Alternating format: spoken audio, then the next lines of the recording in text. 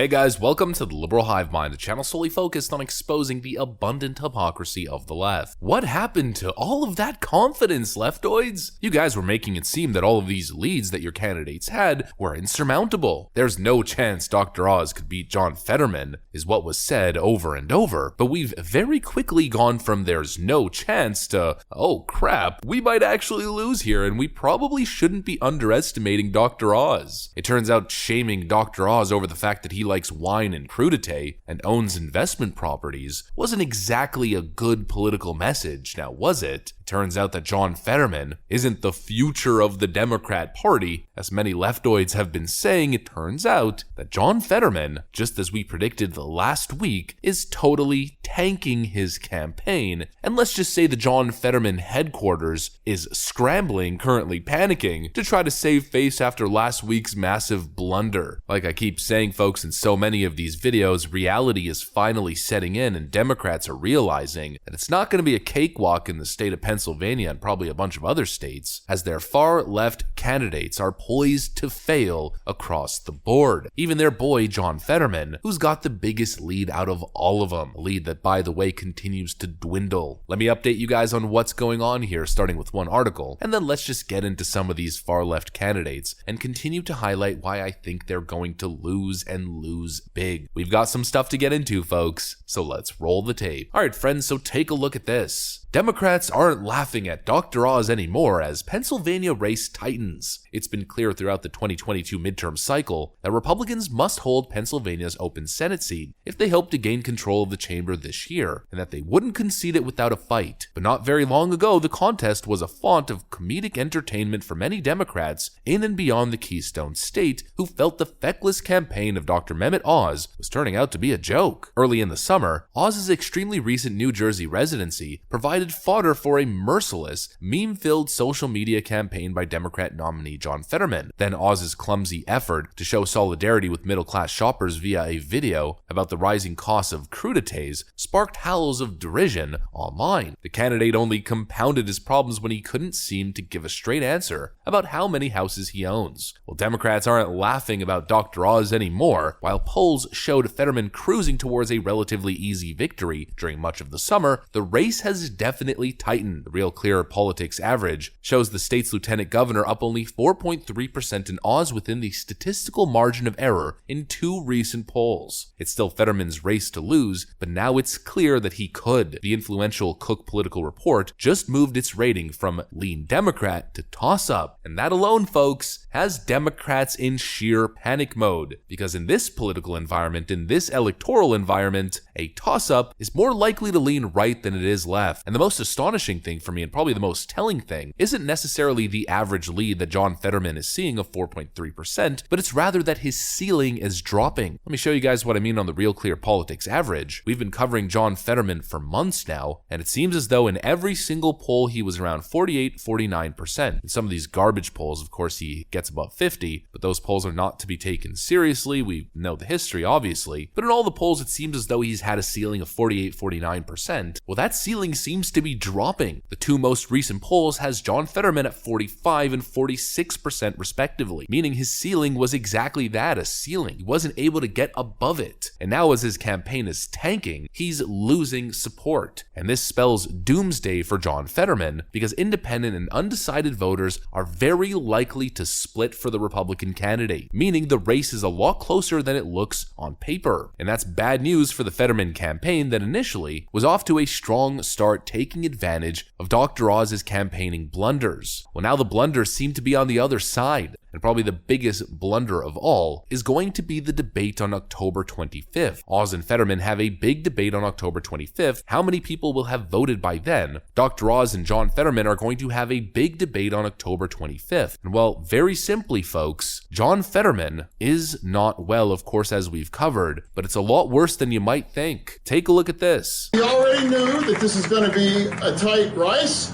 and we've always been running like this is down 5 points. Because we know what the stake is at the race here.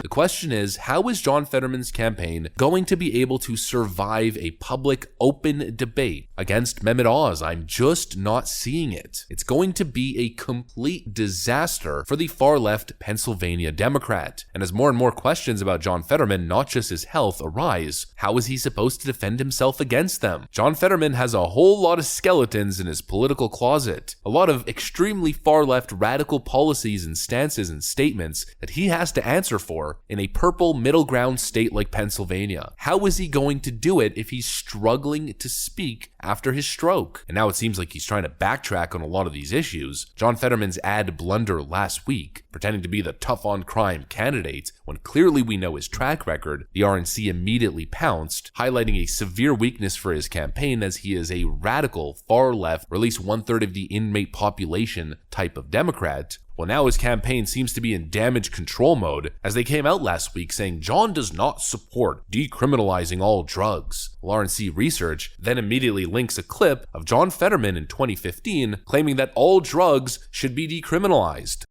And then also have a bigger conversation about decriminalizing drugs in general. And because, again, my views don't come from watching The Wire. It comes from, 14 years of seeing, again, what this kind of war on drugs can do to community of color and how it disproportionately impacts that, and how I can say definitively that our war on drugs has not only not worked, it's actually harmed communities like mine. And, we need a completely different mindset where we treat it as a medical issue and we treat it with compassion as opposed to treating it as a criminal enterprise, which, creates all kinds of issues, most of which are borne by, again, people of color. How is John Fetterman going to defend himself? Just not seeing it, folks. He represents the radical far-left element of the Democrat Party, and I just don't think that's going to work, especially in a 2022 election that's going to be all about the economy, gas prices, and frankly, just a referendum on far-left economic policies and policies in general. John Fetterman's campaign is very likely to head in the exact same direction as Mandela Barnes. This guy. In regards to the Milwaukee Journal Sentinel article that came out earlier this week that talked a lot about your past Twitter statements, but some of those tweets that were pulled out from that article painted you as far left, some a little bit more radical. For example, you saying AOC is my president. Of course, we're talking about Alexandria Ocasio-Cortez. There's one where there's a picture of you holding a T-shirt saying abolish ICE. You also criticized Steve Scalise from Louisiana for not changing his position on gun control after being shot in the hip after that congressional baseball game. You said taking one for the team. Those are viewed as more radical. What would you say in regards to that article? Yeah, what I'll say is, in terms of tweets, right, like these conversations aren't going to be nuanced, and Twitter's not the place to have real balanced discussion. And a lot of things are sarcastic, whatever the case may be. I don't think we're going too far to the left at all. We just want to get to a place of zen almost.